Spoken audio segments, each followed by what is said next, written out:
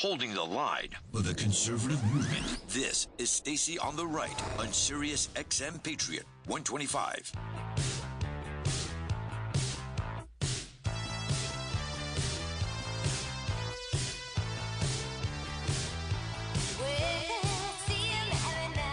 Welcome back, everybody, to Stacy on the Right. Little Cyndi Lauper.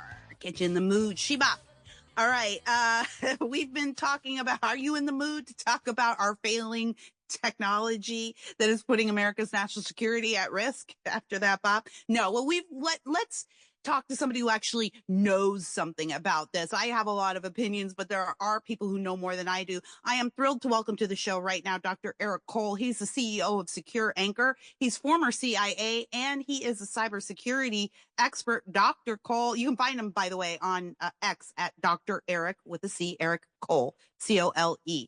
Dr. Cole, welcome to the show. I'm so glad to have you tonight. Pleasure to be here and talk about my favorite subject, cybersecurity.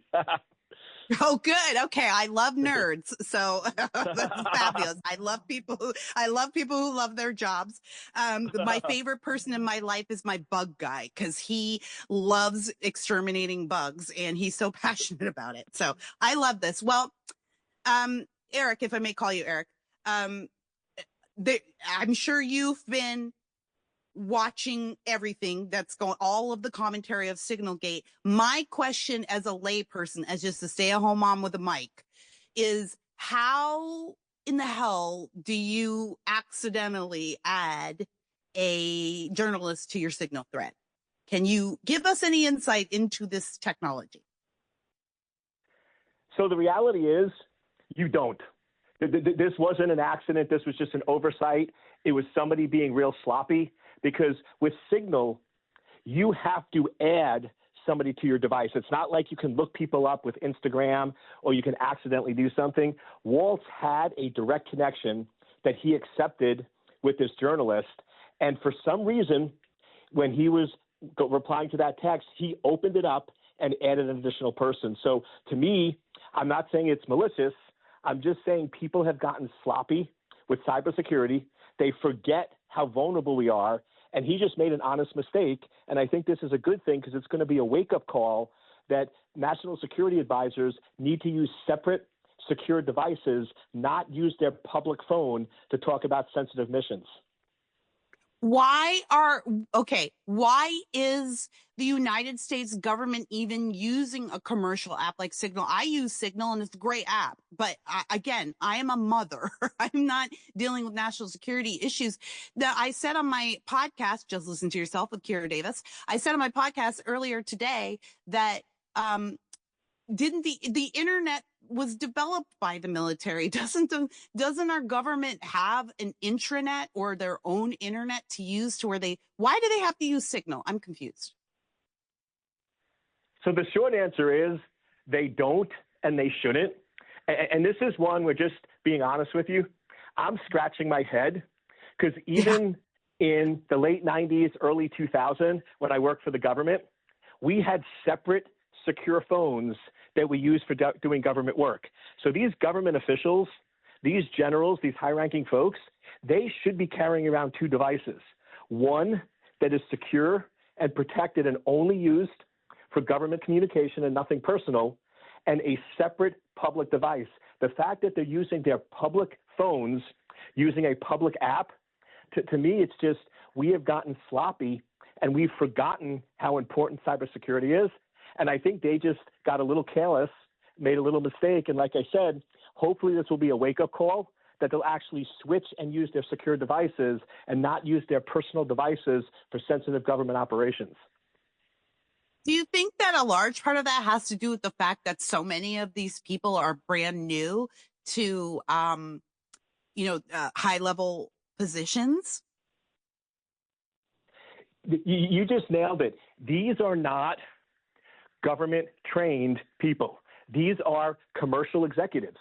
And guess what? Commercial executives use commercial apps and use their public phone to communicate business. So here you're taking these very successful, very brilliant commercial entities in the private sector, and they have just not been trained. They have not been given the training. They have not been given the secure devices, and they haven't grew up in the government. Because I'll tell you right now, anybody in the military that's worked there for 15 or 20 years, they're not using Signal. They're not using their public devices. If you work at the CIA for 20 years, you have secure devices. So you really hit the nail on the head that this is one of the challenges when you have an administration that's bringing in people from the commercial sector like Elon Musk and others who just aren't trained on proper security protocols. All right. Well, you're the cybersecurity experts. I'm going to give you a chance to nerd out here. Let's say that you are China and you are looking at this debacle unfolding right now in the U.S. media. What are you doing as a cybersecurity expert in the Chinese government right now? If I was working for the Chinese government, I'm cranking up Cyndi Lauper and I'm doing my happy dance because this is the best news ever for them. Because guess what? We talked about TikTok. We talk about these other apps. These apps are probably on their phone. It wouldn't shock me if these government officials, if they're using Signal, they probably have Instagram. They probably have TikTok. They probably have these other apps. So if I'm the Chinese, I'm just sitting back and I'm just monitoring, watching and tracking this activity. Because here's the reality. If a journalist could get access to these texts, it's on a public network. I can almost guarantee you that the Chinese and the Russian are also monitoring and seeing all this. The only difference is the Chinese are not going to tell anybody. They're probably a little pissed off at this journalist because now they're going to switch to secure devices and the Chinese are no longer to monitor. But I can guarantee you they've been monitoring and tracking the application since these people have been appointed because they're using public devices on a public network. And we all know the internet is not secure and being monitored by foreign adversaries. Yeah, I mean, I think that is the thing. I started the show off tonight talking about how, look, this was a blunder, but am I calling for resignations? No, I don't judge this the same way I would judge it if it happened during the Biden administration, where it's very early on. There's been a lot of successes here. This is definitely a failure, but there could be some good things to come out of it.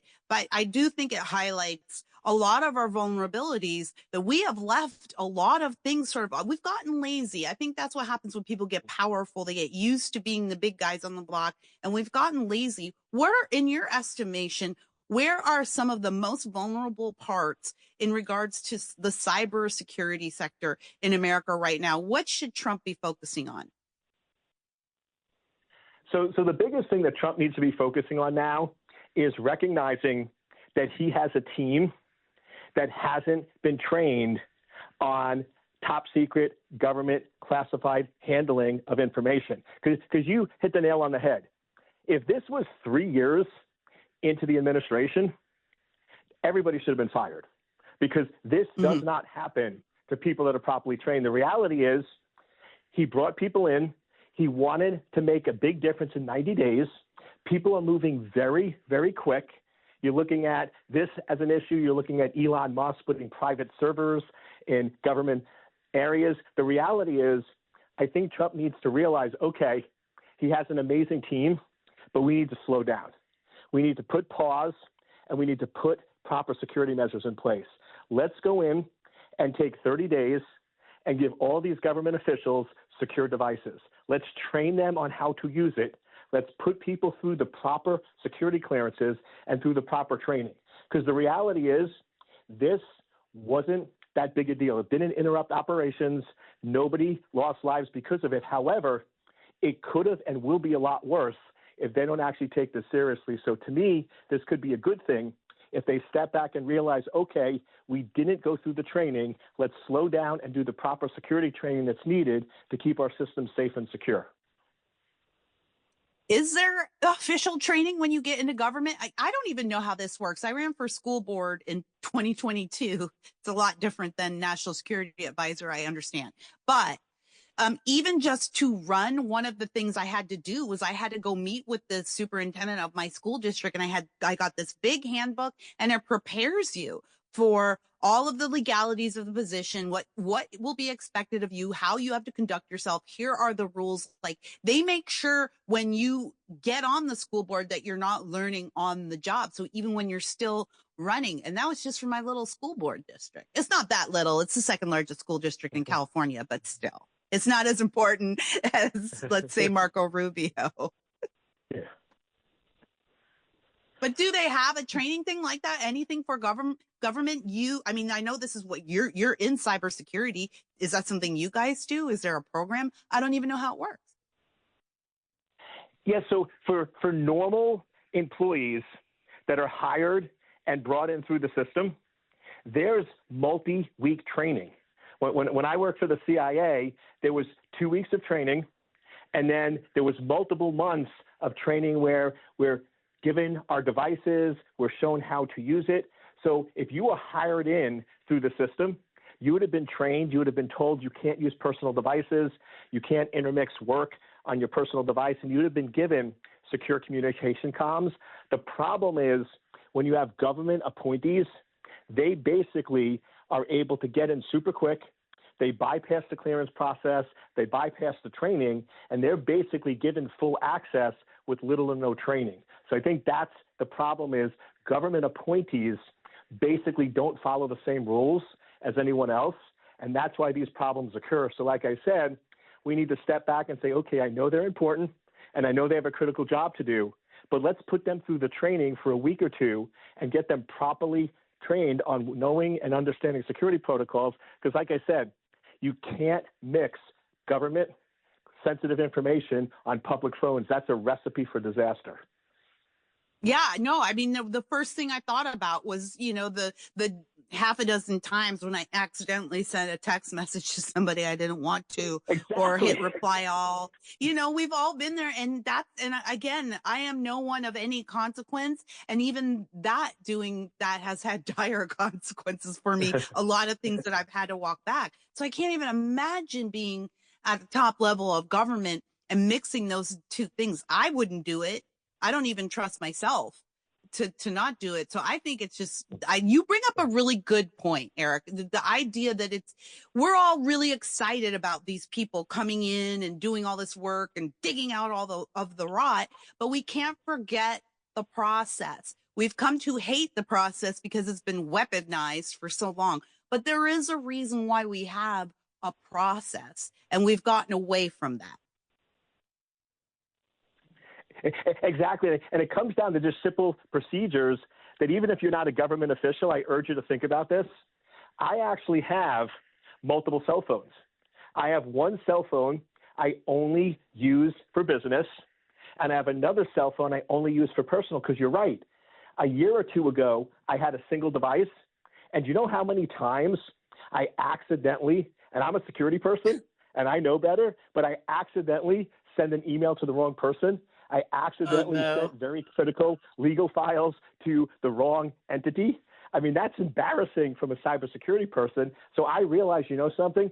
It might be a little bit of an annoyance to have two devices, but if I'm only using personal for one and work for the other, it just reduces and minimizes that overall risk. And I think we just have to put those protocols in place and at a high-level government official level. Dang, you got me thinking.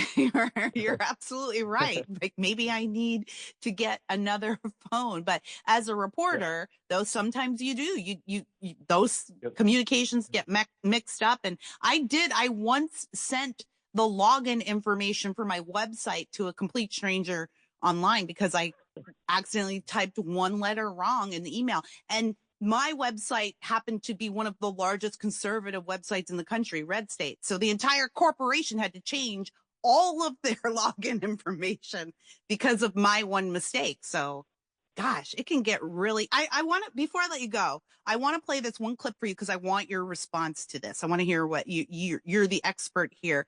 This is, let me see, it's Cut 6. This is Senator Mark Kelly. He's on MSNBC with Alicia Menendez. And he is talking about SignalGate and the dangers of it. Cut 6. This is 100%. We're 60 days in. And this is not the first thing he has screwed up. On his first trip to Germany, he was saying stuff that was inconsistent with our foreign policy. That was that the right clip? Is that him talking, Chris, about anyways, this is my bad. Technical difficulties. You don't know anything about that, Eric. You're in cybersecurity. You're perfect. But we have seen senators like Mark Kelly and Mark Warner, especially, talking about how this leaves our soldiers vulnerable. Do you think that this was an act that really made our soldiers and our troops vulnerable? So the reality is it could have. But if you look at the data and you look at the operation went off without a hitch. No lives were lost. And as far as we know, the reporter was a good American, and he actually didn't turn that information over to the enemy. So to me, yes, this could have been disastrous. If the person they put on it was not this good, moral, ethical person, if it was like an Edward Snowden, and they went and sold the information to the foreign governments, this could have had a really bad ending. So this is serious. I mean, we have to realize they screwed up, and we need to put procedures in place. But the good news is this one, I believe we sort of got away with. It was a bad mistake, but from the evidence so far, it looks like nobody was hurt or harmed. However, in the future, it could turn out a lot differently. I think you're right. And I think we all do need to be more vigilant. And maybe this is a small blessing in disguise that we have, been witness to this hole in our, cabinet, and we need to fix it. Talking to Dr. Eric Cole, CEO of Secure Anchor, former CIA and cybersecurity expert. Tell us more about where we can find out what you're doing online. So if you're on social media, on Instagram, I'm at DrEriccole, Dr. Eric Cole. If you want to find out more about my personal views, drericcole.org, or you can go to my company at secure-anchor.com. And I also have 2 books, Online Danger and Cyber Crisis, that cover these topics in a lot more detail. Online Danger and Cyber Crisis. Those are the names of Dr. Eric Cole's books. Also, while you're going to buy those books, get yourself a second phone. If we've learned anything, it's that you need a second phone. Dr. Eric Cole, thank you so much for stopping by and chatting with us tonight. I hope you enjoy the rest of your evening. You too, and thank you so much. All right. Take care.